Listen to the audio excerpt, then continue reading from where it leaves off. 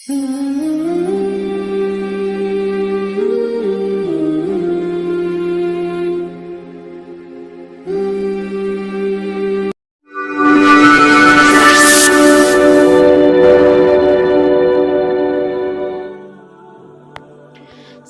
علیکم ورحمۃ اللہ وبرکاتہ۔ ابلیس، جس کو شیطان کہا جاتا ہے، یہ فرشتہ نہیں تھا بلکہ جن تھا جو آگ سے پیدا ہوا تھا، لیکن یہ فرشتوں کے ساتھ ساتھ ملا جلا رہتا تھا اور دربار خداوندی میں بہت مقرب اور بڑے بڑے بلند درجات و مراتب سے سرفراز تھا۔ تفاسیر میں ہے کہ ابلیس سب سے پہلے جن یعنی تمام جنات کے باپ مارج کے پوتے کا بیٹا تھا۔ حضرت کعب احبار رضی اللہ تعالی عنہ کا بیان ہے،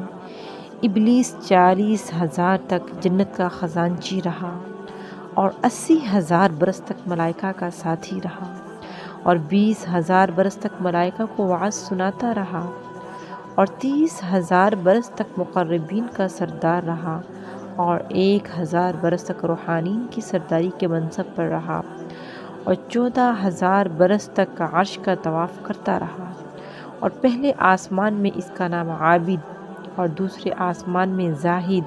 اور تیسرے آسمان میں عارف اور چوتھے آسمان میں ولی اور پانچویں آسمان میں تقی اور چھٹے آسمان میں خازن اور ساتویں آسمان میں عزازیل تھا،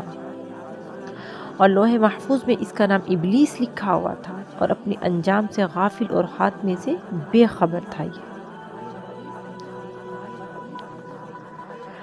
لیکن جب اللہ تعالیٰ نے حضرت آدم علیہ السلام کو سجدہ کرنے کا حکم دیا تو ابلیس نے انکار کر دیا اور حضرت آدم کی تحقیر اور اپنی بڑائی کا اظہار کر کے تکبر کیا۔